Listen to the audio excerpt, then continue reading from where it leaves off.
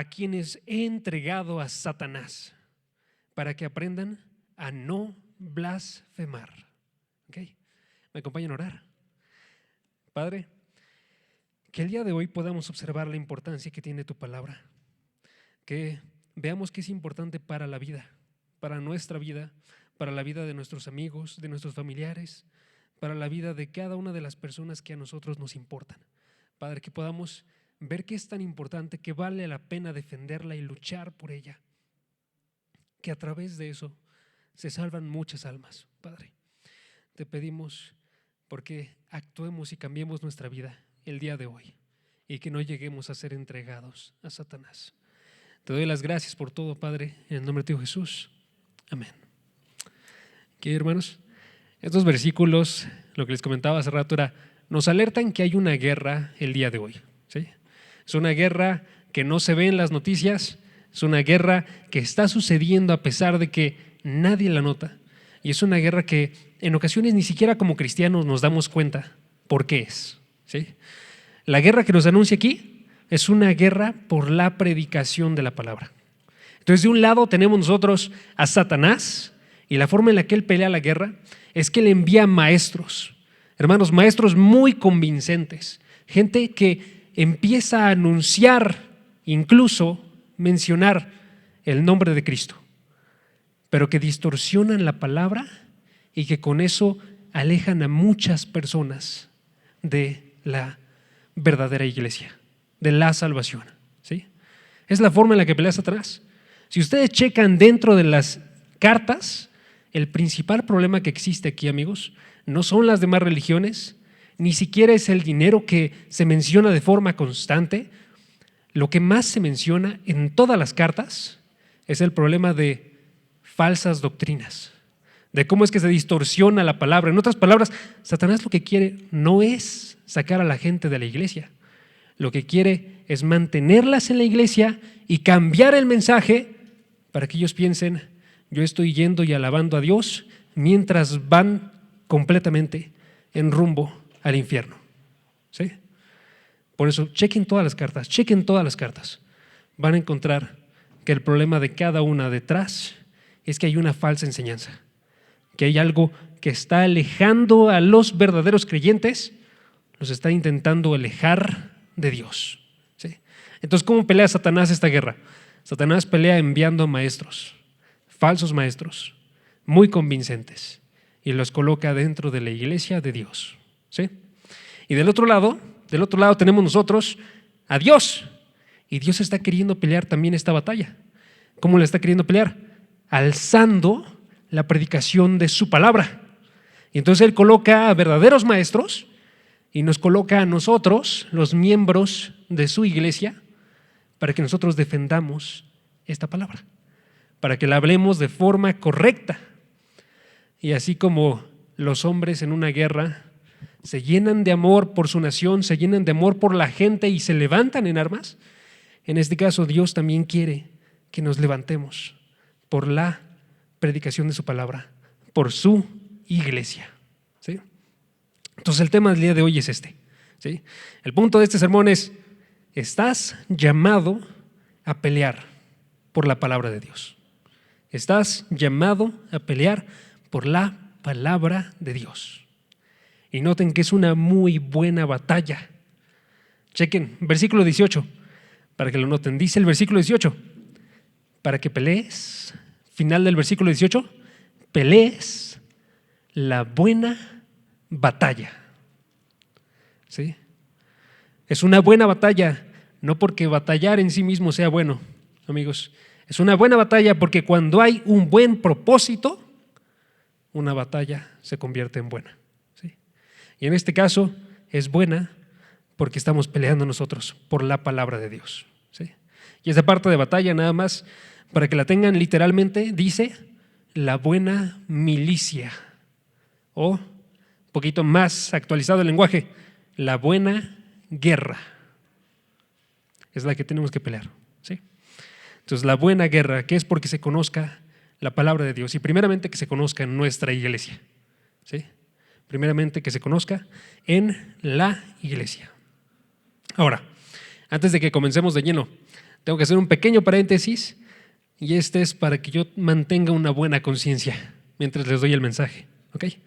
Este paréntesis es, este mensaje que tenemos aquí es primeramente para pastores. ¿Sí? Es primeramente para pastores. ¿Por qué? Porque esta carta, la que estamos leyendo, 1 Timoteo, es una carta que está dirigida a un pastor, Timoteo. ¿Sí? Y en estos versículos en específico, Pablo le está hablando a Timoteo en su rol de pastor. ¿Sí? Entonces, para mí sería muy infiel a la palabra de Dios si yo les predico esto dirigido primeramente a ustedes. Porque aún si no hay pastores aquí, el mensaje es primeramente para los pastores. ¿Sí? Entonces, tengo que predicarlo a pastores y luego lo voy a predicar a ustedes. Y si Dios quiere y de aquí surge un pastor, gloria a Dios, y escuchen este mensaje. ¿Sí? Y si no surge, de todos modos, este mensaje es importante para nosotros, porque nos deja saber qué hace un pastor o qué tiene que hacer un pastor. ¿Sí? Nos deja saber qué es lo que tenemos que hacer también nosotros como iglesia, siguiendo a este pastor. ¿Ok? Entonces, por lo mismo, el primer punto va específicamente para pastores. Y se los digo así. Primer punto del día de hoy. Un pastor debe cuidar la enseñanza en su iglesia. Un pastor debe cuidar la enseñanza en su iglesia. En otras palabras, la responsabilidad de un pastor es la de cuidar la enseñanza en su iglesia. Esto se observa claramente en este texto. Chequen el versículo 18. Versículo 18 dice: esta comisión te confío. Hay una comisión. ¿Cuál comisión, Pablo? Y en este caso, quizás nosotros ya lo olvidamos porque hemos tenido mensajes, varios mensajes a través de estos versículos, pero en los versículos anteriores, amigos, estábamos en una especie de pausa. Básicamente, Pablo estaba hablando acerca de la comisión a la que hace referencia aquí, y luego tiene una pausa pequeña para hablar acerca de cuál es el evangelio, qué es lo que produce el evangelio. ¿Sí? A partir del versículo 5 tuvo esta pausa, y ahorita, en el versículo 18, está recuperando la idea con la que comenzó. ¿Cuál es la comisión? Versículo 3, chequen. Versículo 3 de 1 Timoteo 1 dice: te rogué al salir para Macedonia que te quedaras en Éfeso para que instruyeras a algunos que no enseñaran doctrinas extrañas. ¿Cuál es la instrucción? ¿Cuál es la comisión? Que instruyeras a unos que no enseñen doctrinas separadas de la palabra de Dios. Esa es la comisión. Entonces está recordando eso y está diciendo Pablo, esta comisión de que la gente no enseñe algo fuera de la palabra de Dios, esa es la que te confío. ¿Sí? Y aquí lo que está diciendo es, te la confío porque tú eres el pastor. Tienes que cuidar lo que se está enseñando.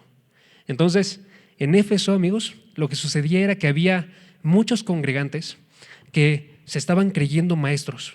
A pesar de que no entendían la palabra, ellos iban y empezaban a enseñar todo tipo de doctrinas. Y Pablo está mandando a Timoteo para que él vaya y haga una obra de limpieza, que empiece a corregir a los que se están separando de la palabra de Dios. ¿Sí? Y le está diciendo entonces, te lo encargo. Y te lo encargo como tu responsabilidad como pastor. ¿Sí? Es una responsabilidad. Por ejemplo, si ustedes checan Hechos 20, aparece ahí claramente, una de las responsabilidades de pastores es que cuiden de su iglesia. Cuando a un pastor se le confía ese cargo, se le está confiando el cargo de cuidar de la iglesia de Dios. ¿Sí? Chequen Hechos 20, versículo 28. Versículo 28, chequen. Voy a leer del 28 al 30. Y aquí está Pablo hablándole a los pastores de Éfeso. Y les dice, versículo 28, tengan cuidado de sí mismos y tengan cuidado de toda la congregación. Es lo que está diciendo ahí.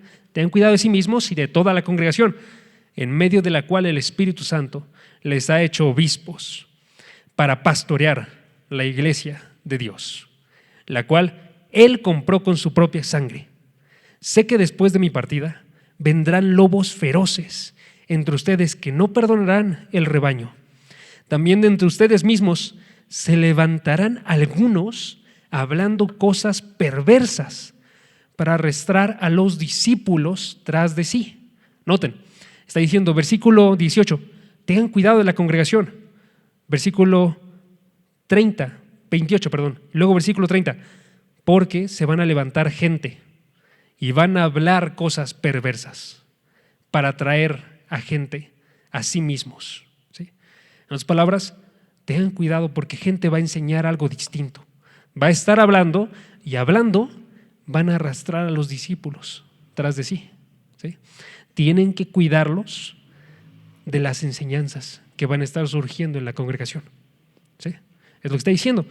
Como pastores tienen la responsabilidad de cuidar de la enseñanza.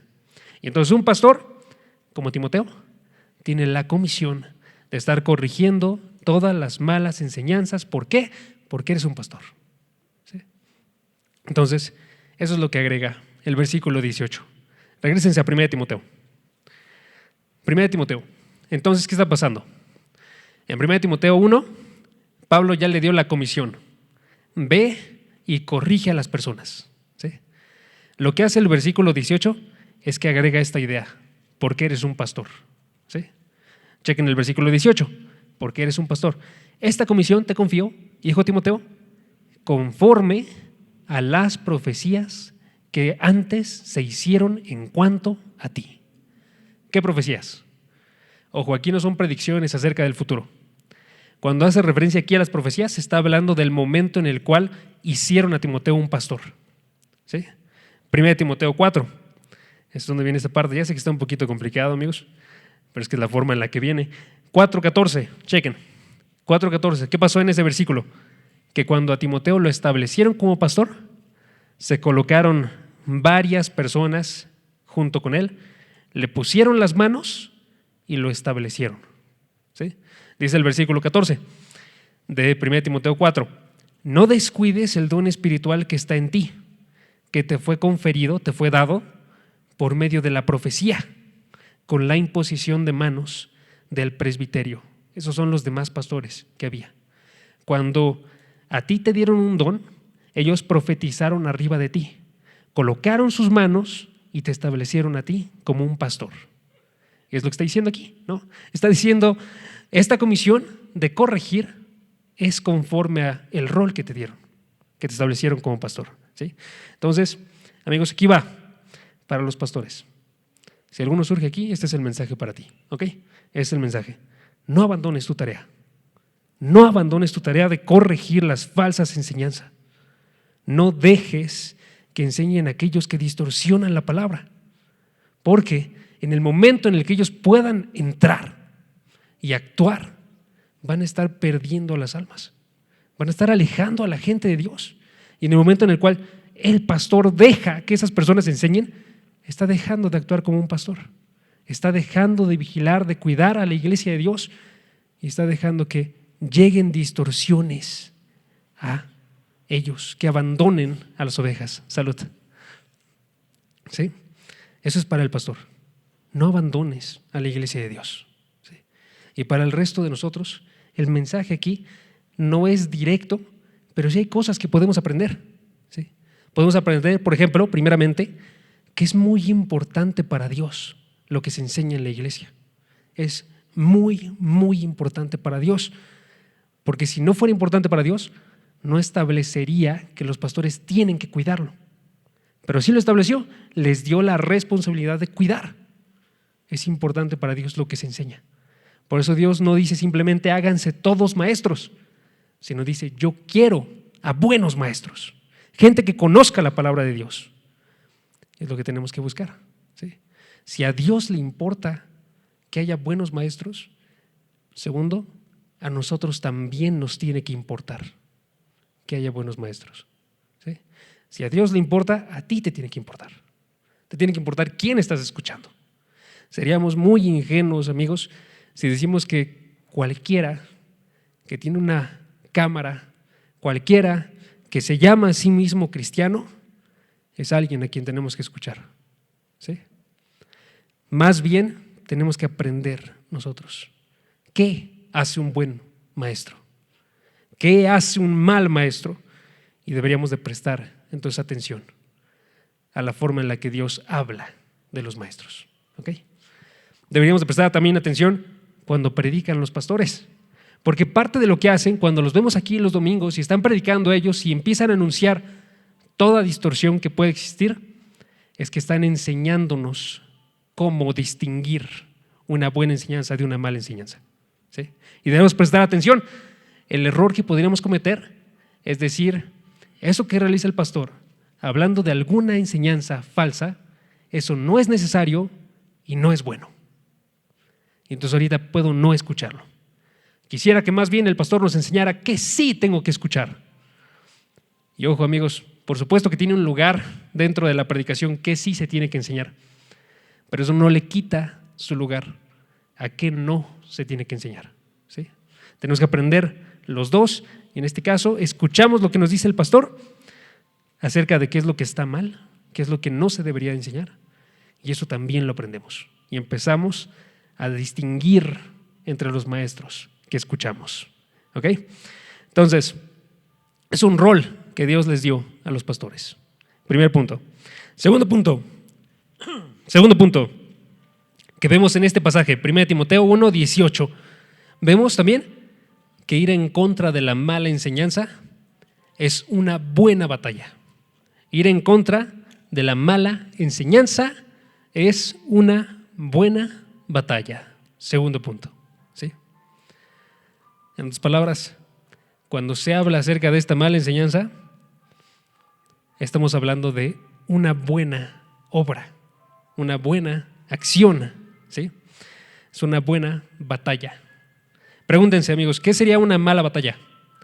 Una mala batalla sería cuando se pelea de forma innecesaria o se está peleando por un mal propósito, ¿sí? Una batalla es cuando se pelea de forma innecesaria, una pelea que no debería existir, ¿sí? O se está peleando por un mal propósito, algo que no vale la pena, ¿sí? Porque nada bueno va a surgir de esta batalla. Cuando tú vas y observas a una familia que se están peleando los integrantes por orgullo, observas una pareja y se están peleando ellos, esa es una mala batalla. Pero aquí lo que nos dice la palabra es que pelear por la enseñanza de una iglesia es una buena batalla, ¿sí? Tiene un buen propósito y por eso es que se realiza. Amigos, lo que puede surgir en algunos viendo cómo es que algún miembro de la iglesia va en contra de otras enseñanzas, puede pensar esa persona que está predicando odia al otro. Pero eso sería algo muy lejano de lo que está pasando, ¿sí? Ejemplo, amigos, yo menciono de forma constante malas enseñanzas y yo sé que lo han notado, pero les prometo, yo no los odio.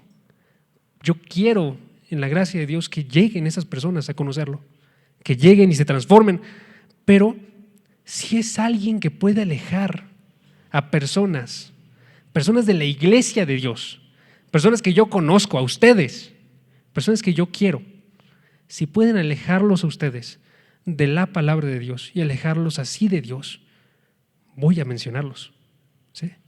Voy a estar anunciando cuando hay alguien. Muchos dicen, ese maestro que tú dices, ejemplo, a mí me ha ayudado grandemente, y yo les digo, qué bueno si te ha ayudado, pero tú no sabes a cuántos ha perdido porque su predicación está lejos. Lo que vamos a observar en los siguientes versículos, cuando lleguemos al 20, es que había un maestro que su gran falsa predicación era que él decía, la resurrección ya sucedió, ¿sí? No decía, la esperanza no es en Cristo, no decía, no escuchen a la Biblia, decía, la resurrección ya sucedió, ¿sí? Y eso, se nos dice, estaba trastornando a gente, la estaba alejando de la fe, ¿sí? Amigos, para nosotros parecen cosas chiquitas las que están enseñando mal, pero les prometo, de acuerdo a la palabra de Dios, eso es suficiente para alejar a las personas de la fe. Por eso ningún buen maestro tenemos que estarlo apoyando, ¿sí? Ninguno de estos maestros. Por eso es tan importante que veamos esta guerra como una responsabilidad que tenemos y una buena responsabilidad que tenemos, ¿sí? Chequen, por ejemplo, vámonos a Tito 1:10 y 11. Pero aquí observamos qué es lo que pasa. Les digo por qué es una buena guerra. Primeramente, esta guerra que peleamos por la palabra de Dios es una buena guerra, amigos, porque es la misma guerra que Dios pelea. Eso, en otras palabras, cuando vemos nosotros a Dios luchando contra Satanás, cuando vemos a Cristo peleando la guerra en el monte del Calvario, en la cruz y muriendo, esa misma guerra es la que estamos peleando nosotros el día de hoy. Nada más que nuestro rol en esa guerra es pelear porque se esté predicando la palabra de Dios, porque hay una buena enseñanza, ¿sí? Entonces es una buena guerra porque es la guerra de Dios. Pero les coloco otra razón. Es una buena guerra porque es pelear por las almas, pelear por la gente, ¿sí? Ustedes piénsenlo así. ¿Por qué la palabra guerra? ¿Por qué la palabra de una batalla? Amigos, ¿por qué sucede una guerra? Una guerra no solamente sucede entre una nación y la otra porque una odia a la otra. Una guerra sucede porque la nación está intentando defender a su gente, está intentando luchar por la vida de su gente. Y esa es la razón que nos tiene que llevar a todos, a cada uno de nosotros, cuando defendemos la palabra de Dios. Chequen Tito 1:10, dice: hay muchos rebeldes, habladores, vanos, engañadores, especialmente los de la circuncisión, a quienes es preciso tapar la boca. ¿Por qué? Porque están trastornando familias enteras. Ese trastornar es, están alejando de la verdad a familias enteras, enseñando por ganancias deshonestas cosas que no deben. ¿Sí? ¿Por qué pelear la guerra? Porque nos preocupan las almas. Porque es una buena guerra. Porque estamos intentando defender a la iglesia de Dios. Estamos intentando vigilar por la salud de esta iglesia. ¿Sí? Entonces, eso es lo que observamos aquí. Y ya les digo nada más cómo lo he vivido yo. Hace una semana, amigos, yo recibí un mensaje, pero uno de esos mensajes que a ti te duelen grandemente. Es un mensaje de esos que quiebran tu corazón. ¿Por qué? Porque era un mensaje de una persona de nuestra congregación, más bien una persona que era de nuestra congregación, en el cual esa persona me dijo: yo ya no creo lo que se habla aquí. ¿Sí? Yo ya no creo lo que se habla aquí. Fue un mensaje de te deseo lo mejor, pero yo no puedo seguir. ¿Sí? Y en ese momento se te quiebra a ti grandemente el corazón, amigos, porque es una persona que tú has visto crecer por años, que tú has hablado, han tenido conversaciones cercanas, íntimas, y de repente simplemente abandona la fe. Y tú quisieras que no pasara, ¿saben? Y es algo bien triste cuando sucede algo así. Ahora, la parte que me pone a reflexionar y la que quiero darles a ustedes es que noté algo con eso. Yo he visto a muchas personas irse de la congregación, ¿sí? Y sin embargo, nunca he visto a alguien irse de la iglesia sin antes tener la influencia de un maestro. O sea, nunca he visto que alguien se salga de aquí sin que antes me haya traído delante de mí y me dijera: mira, encontré esto, y empiezo a observar un maestro que está enseñando algo falso. Y eso me llama mucho la atención. ¿Ves la palabra? ¿Por qué Pablo pone tanto énfasis en esto de los falsos maestros? Porque es así. Cuando llegan, inevitablemente se van a llevar gente. Y les digo, a veces no nos damos cuenta de lo grande que es eso. Vamos y empezamos a compartir todo tipo de maestros que tengan algo que nos haya gustado. Y no nos damos cuenta que eso es una obra muy descuidada, muy, muy descuidada. Si pudiera él estar predicando algo malo y yo no lo he investigado lo suficiente para saberlo, estoy enviándolos en las garras de lobos a estas personas, muy literalmente. Había visto también hace otro mes, y esto lo coloqué delante de algunos de mis amigos, entre los cuales está Pedro, que estaba aquí ahorita, y le dije: oye, amigo, te pongo este video, escúchalo, dime qué te llama la atención. ¿Ok? Y empezó a escuchar el video, primeros 10 minutos del video. Está poniendo mucha atención, Pedro, está llamándole mucho la atención lo que está viendo, se oye como un muy buen mensaje. Les digo, a mí me estaba convenciendo, pero en los siguientes minutos, después de esa marca de 10 minutos, se nota algo en él. Todo lo que estaba predicando era para poder defender cómo es que este maestro que le estoy diciendo es homosexual y tiene una palabra que tiene que estar cambiando de forma constante para defender todo lo que él realiza. Y entonces empezó a notarlo Pedro y me dijo, oye, ¿qué es esto? Eso está muy, muy extraño. Pero nótese, primeros 10 minutos no te das cuenta en lo absoluto. Y ya lo escuchaste, ya lo pasaste y de repente alguien puede convencerlo de las ideas que están aquí. ¿Sí? Por eso les digo, a mí me llama mucho, mucho, mucho la atención.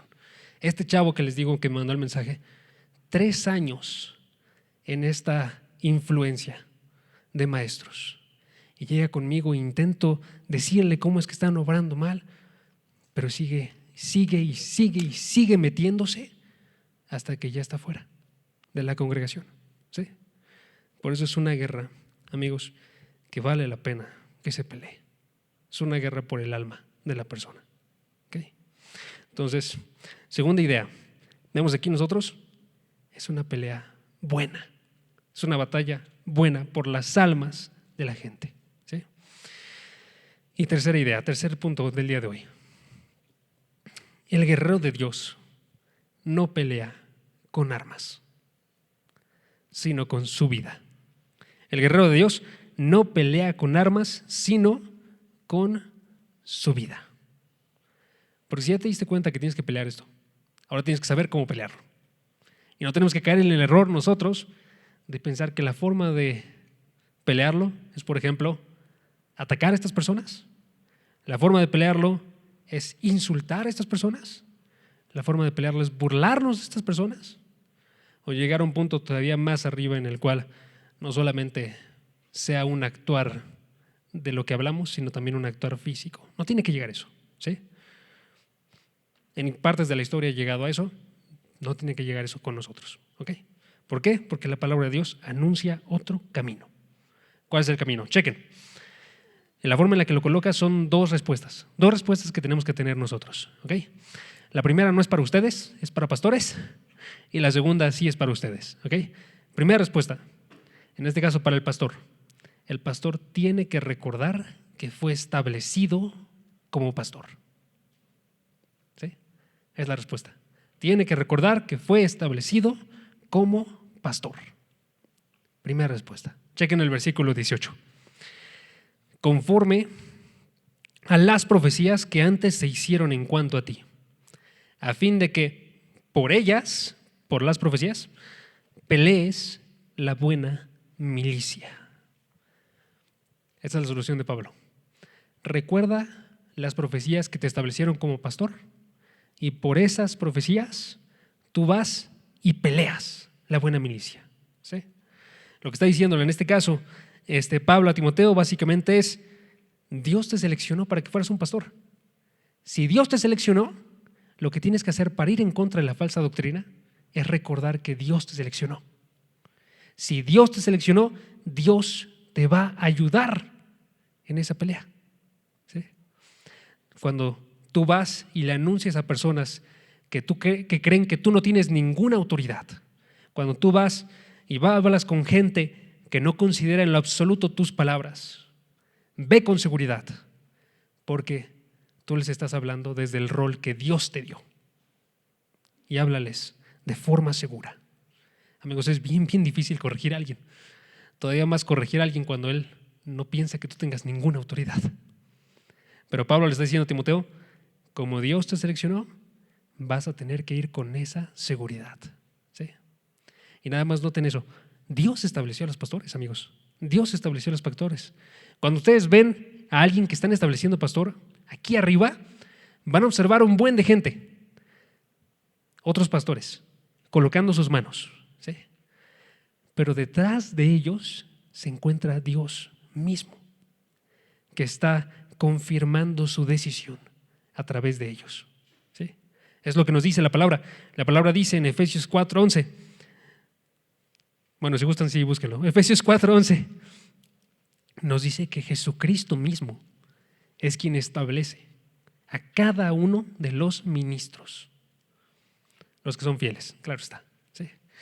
Jesucristo mismo los establece a todos al mover a los pastores que ya están y que ellos establezcan a gente. Y entonces ustedes, si observan la historia, tenemos nosotros, porque primeramente habían 12 apóstoles y esos 12 establecieron pastores, establecieron iglesias, y esos pastores establecieron y establecieron iglesias, y así continúa de forma constante hasta el día de hoy. ¿Sí? Pero detrás de todos ellos, Jesucristo mismo estableciendo a los pastores. Dice el versículo, Efesios 4:11, Él mismo, eso es, Jesús mismo, constituyó a unos apóstoles, a otros profetas, a otros evangelistas, a otros pastores y maestros, para realizar la obra del ministerio, ¿sí? Para enseñar a nosotros cómo realizar la obra del ministerio. Entonces, ¿quién instituyó? Los instituyó Jesús. Y como los instituye, también entonces ellos pueden estar seguros que pueden realizar su rol, su responsabilidad con seguridad, porque Dios los colocó. ¿Sí? Ahora, si aquí no hay ningún pastor, ¿qué podemos aprender nosotros de esto? Podemos aprender el principio que se encuentra detrás de todo esto. El principio es básicamente, si Dios te establece, puedes tener seguridad en Dios. ¿Sí? Si Dios te establece, puedes tener seguridad en Dios.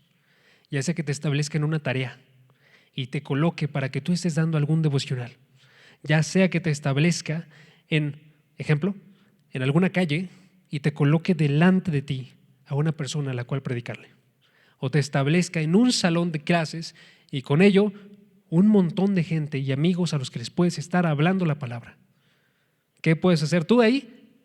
Tener seguridad. Tienes seguridad. ¿Por qué? Porque si Dios colocó esa situación delante de ti, Dios te va a respaldar en esa situación. ¿Sí? Es lo que sabía, por ejemplo, David. ¿Se acuerdan ustedes de la historia de David? David estaba en una guerra contra los filisteos y delante de ellos, de los filisteos, se estaba colocando un representante. Porque lo que sucedía en ese tiempo era que para no pelear la guerra entera, solamente peleaban dos personas. Un representante de una nación y el representante de la otra nación. Y el representante de los filisteos era un gigante llamado Goliat. Un hombre muy, muy fuerte, todos le tenían miedo y nadie se levanta. Pero por la mano de Dios, David, que era pequeño, llegó hasta ese lugar. Él no estaba peleando, pero llega hasta ese lugar. Dios lo establece en ese lugar.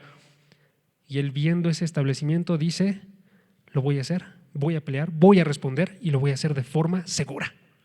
¿Y se acuerdan ustedes las palabras que dijo David? David dijo, tú vienes con espada, lanza y jabalina, pero yo vengo a ti en el nombre del Señor de los ejércitos, el Dios de los escuadrones de Israel, a quien tú has desafiado. Y así tenemos que obrar nosotros. Tienes una situación delante tuya donde puedes temer y tú dices, yo vengo a ti en el nombre del Señor de los ejércitos. Él me colocó aquí y yo voy a hablar de forma segura. ¿Sí? Ahora, eso no significa que siempre vamos a tener el éxito que queremos. No siempre vamos a convertir a la persona. No siempre vamos a lograr hacer que llegue al arrepentimiento o que llegue a conocer a Cristo. ¿Sí?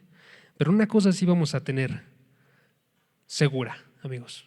Vamos a tener éxito defendiendo la palabra de Dios. ¿Sí? Predicando la palabra de Dios. Entonces ahí, primera instrucción, y esta es para los pastores, les comentaba, si Dios los estableció, Dios los respalda. Segunda cosa que tienen que hacer, y esta sí es para nosotros. Segunda instrucción de parte de Pablo a Timoteo. Le dice, chequen el versículo 18, pelees la buena milicia, la buena batalla, ¿sí? Versículo 19, guardando la fe y una buena conciencia. Es la segunda instrucción. ¿sí? Guardar la fe y una buena conciencia, o sea, permanece en integridad. ¿Quieres pelear la buena batalla? La forma en la que la vas a pelear va a ser permaneciendo tú en integridad. Es la forma en la que viene aquí, ¿sí? Entonces no ganamos por ser más fuertes, ni más persuasivos, ni más inteligentes. Ganamos por guardar nuestra integridad. ¿Sí? Chequen. ¿Qué significa guardar la integridad? Significa guardar la fe y guardar una buena conciencia. La fe hace referencia a que tú conozcas la palabra de Dios y creas la palabra de Dios. Es lo primero que tienes que vigilar. Cuando estás hablando en contra de un falso maestro, que tú conozcas la palabra de Dios y que tú creas la palabra de Dios. ¿Sí? Si esa persona es muy persuasiva, amigos, y tú no conoces la palabra de Dios, te va a derrumbar. Si esa persona es muy persuasiva y tú tienes dudas, no estás creyendo la palabra de Dios, te va a derrumbar. ¿Sí? Pero si tú sabes la palabra de Dios y la crees y confías en ella, lo vas a hablar de forma segura. Y no va a haber absolutamente ninguna forma en la cual Él te convenza de lo contrario. Tenemos que conocer la palabra de Dios y tenemos que creerla, primera cosa. Y segunda, decía, guardar una buena conciencia, porque no solamente tienes que conocerla y confiar en ella, tienes que vivirla, vivir la palabra de Dios. Que la parte de buena conciencia hace referencia a que la forma en la que tú obras no dañe tu conciencia. Si tú obras mal, vas a estar dañando tu conciencia. Pero si tú obras de acuerdo a lo que viene en la palabra de Dios, vas a tener una conciencia limpia. ¿Qué es lo que les comentaba hace rato? Amigos, yo no puedo distorsionar la palabra de Dios, les comentaba hace rato, sin estar yendo en contra de mi conciencia. Entonces tengo que actuar de acuerdo a lo que viene en la palabra de Dios. Tengo que conocerla, tengo que creerla y tengo que vivirla. ¿Sí? Eso es lo que viene aquí. Entonces, con lo que termina el pasaje es que nos da un aviso bastante importante. Cualquiera de nosotros, amigos, puede abandonar esta fe. Puede dejar de guardar la fe y dejar de guardar una buena conciencia. El aviso es, ten cuidado de la forma en la que andas. ¿Sí? Y la forma en la que lo hace Pablo es que nos muestra qué sucede cuando una persona rechaza la fe. ¿Qué sucede? Versículo 19. Versículo 19 dice, guardando la fe y una buena conciencia que algunos han rechazado. Algunos la han rechazado y naufragaron en lo que toca a la fe. Algunos no se preocuparon por estar conociendo la palabra, por estar confiando en ella, por estar realizándola. ¿Sí? Y como no lo hicieron, naufragaron en lo que toca a la fe. Que esos son los falsos maestros primeramente. ¿Qué pasó con ellos? Ellos dejaron de conocer la palabra, dejaron de confiar en ella, dejaron de hacerla, y entonces hubo fallas en su conocimiento, hubo fallas en su corazón, hubo fallas en su carácter, y empezaron a vivir cosas que estaban lejos de la palabra de Dios. Y chequen la imagen que coloca. Y entonces naufragaron. ¿Qué es naufragar?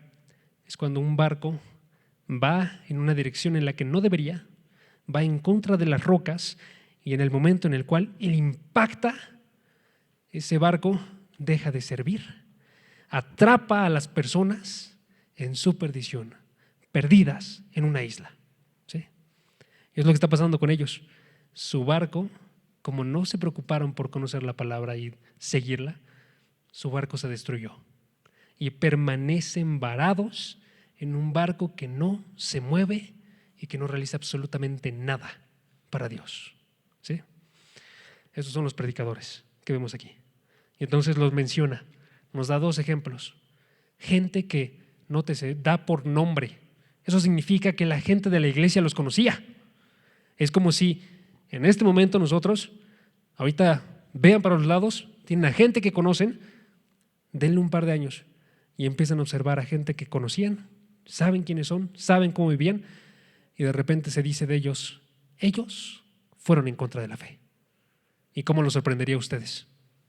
Dirían, cualquiera puede ser esta persona. ¿Sí? Si a mí me dijeran, nada más para poner un ejemplo un poquito más vívido, par de años, Pedro naufragó en lo que toca a la fe. Y llega ese dolor tremendo, porque es una persona que yo conozco, que amo, que estaba conmigo, sirviendo conmigo, ¿sí? Y que de repente ya no está. Y aquí menciona dos, menciona versículo 20, Himeneo, entre ellos están Himeneo y Alejandro, gente que prueban que abandonar la fe es posible, ¿sí? Estaban Himeneo y Alejandro, dos hombres que conocemos, dice Pablo, y ellos abandonaron la fe. En 2 Timoteo aparece un poquito más de lo que hacen ellos. Lo que sucede con ellos es que Alejandro se opone al mensaje de Pablo y que Himeneo enseña que la resurrección ya se había efectuado, ¿sí? Es lo que estaban haciendo ellos. Y Pablo dice, ellos, detrás de esa falsa enseñanza, estaban blasfemando en contra de Dios. Y ahí termina el pasaje. Tienen que aprender a no blasfemar. Y entonces, ¿qué es lo que hace Pablo, amigos? ¿Cuál es el punto tan pesado al que llega con Himeneo y Alejandro? Dice, versículo 20, a quienes entregué a Satanás para que aprendan a no blasfemar. Esa parte, entregué a Satanás. Si observamos otras cartas, podemos ver que significa a quienes saqué de la iglesia para que aprendieran a no blasfemar, ¿sí? Por ejemplo, en la primera carta de Corintios, a los Corintios, se menciona esto. Si pueden, vayan, 1 Corintios 5:5. Así es el último pasaje que vamos a ver. 1 Corintios 5:5. Ahí se ve qué significa entregar a Satanás, ¿ok? Vamos a leer desde el versículo 2, nada más, para que tengan el contexto. ¿Qué está pasando aquí?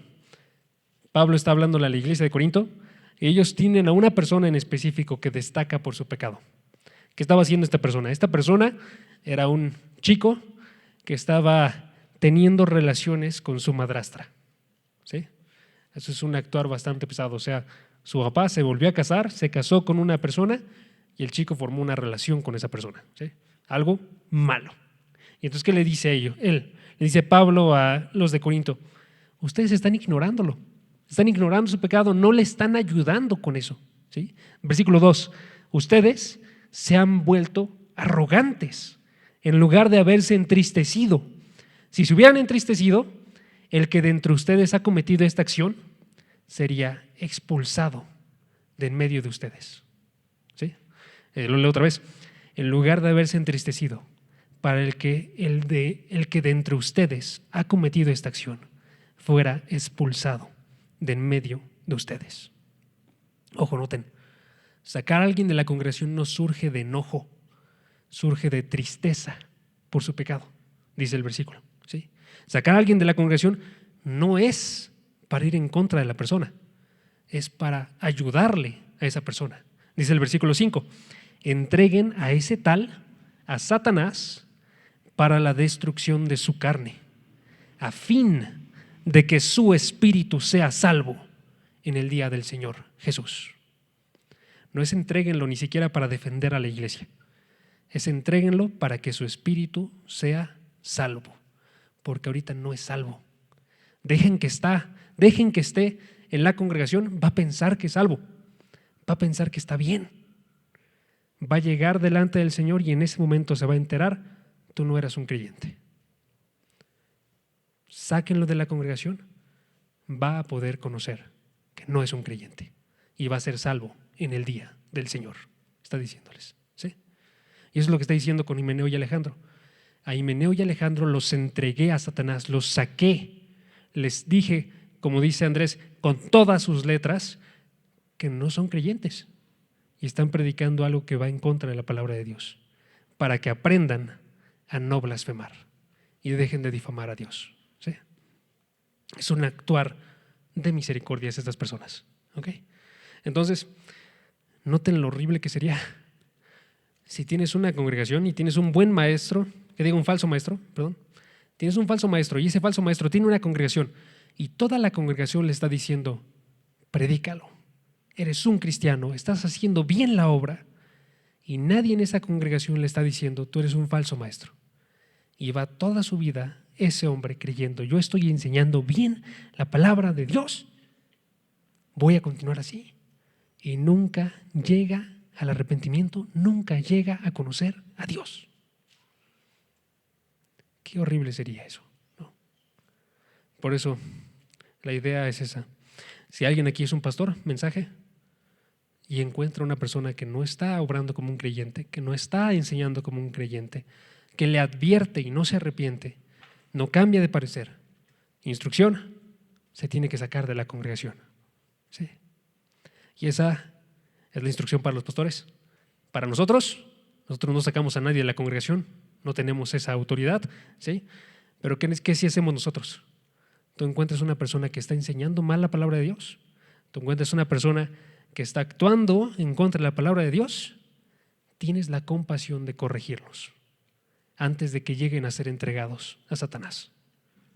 Tienes la compasión de estar con prudencia, con amor, acercarte a ellos y hablarles dónde es que están enseñando mal, ¿sí? O dónde es que están obrando mal.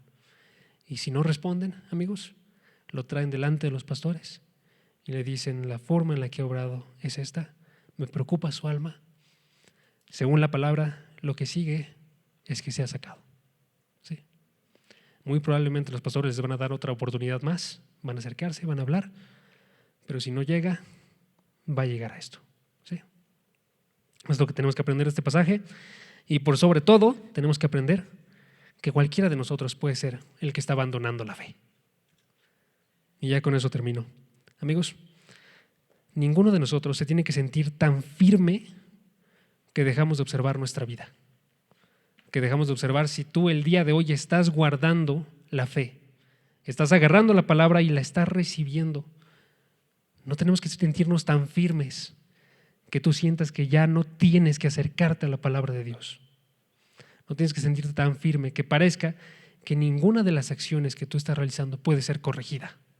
Porque todos, amigos, todos tenemos acciones que tenemos que corregir, ¿sí? Y tenemos que aprender nosotros a recibir esa corrección. Y ahora en específico, si alguien de aquí no se ha acercado a Cristo, si alguien de aquí no lo ha visto a Él como su Señor y como su Salvador, si no lo has visto tú como aquel quien tienes que escuchar y están buscando su palabra, si alguien de aquí no recibe con brazos abiertos esa palabra o no vive esa palabra y sabe que está en desobediencia, amigos, date cuenta que tu barco está yendo rumbo a las rocas y es inminente ese choque. ¿Ok? Entonces vamos a aprovechar, vamos a orar, vamos a acercarnos delante de Dios, ¿sí? Que el que piense que está firme, que tenga cuidado, que no caiga. ¿Me acompañan? Padre, gracias porque tú nos hablas a través de tu palabra de qué tan importante es que tengamos una buena enseñanza, qué tan importante es que recibamos las palabras que vienen en tus escritos, qué tan importante es que esas palabras nos transformen y obren en nuestros corazones y que no dejemos, Padre, que nuestro corazón las abandone o que las escuche a medias o que sea duro para estar recibiendo lo que viene aquí. Padre, te pido en este caso por mi alma, por mí, porque sé la forma en la que yo me he alejado de la palabra de Dios y quiero pedirte para que el día de hoy la pueda recibir, que pueda escucharla con un corazón que la recibe con brazos abiertos, que haga una morada en mí, que nunca la abandone, Padre, y que en el momento en el que me doy cuenta que no la estoy leyendo, que no la estoy buscando, que regrese de rodillas y llorando a acercarme a todo lo que tú quieres decir. Padre, te doy las gracias porque el día de hoy tenemos una oportunidad más para no rendirnos, una oportunidad más para regresar. Que no lleguemos a ser aquellos que son entregados a Satanás, que son tomados como no creyentes, que son vistos delante de tus propios ojos como aquellos que están lejos y que no conoces. Te doy las gracias por esa oportunidad y ayúdame a aprovecharla, Padre. Y ayúdame a predicarle a todas las personas. Después, todas las personas que veo lejos, todas las personas que están abandonando de una forma clara esta palabra, ayúdame a predicarles por amor a sus almas, para que no se pierdan yendo detrás de falsos maestros y abandonen su vida. Que todas las personas que yo tengo a mi lado, que pueda seguir hablándoles de forma constante, para que estén seguros ellos en dónde están, para que yo esté seguro que son parte de tu gente. Padre, te pido para que me uses para pelear esta buena batalla, que no me rinda y simplemente me preocupe por otras cosas que no valen la pena, Padre. Todas esas cosas que nos pueden distraer, como buscar el dinero, buscar la fama, buscar ser bien vistos. Que vea mejor lo que es más importante, que la gente que hay en mi vida conozca tu palabra y que pelee por eso y gaste mis horas en estar buscando pelear esa buena batalla. Padre, para eso nos diste tú cada día, que no lo desaproveche, sino que aproveche mi vida. Te doy las gracias por todo, Padre, por esta nueva oportunidad y por este nuevo día. En el nombre de tu Jesús, amén.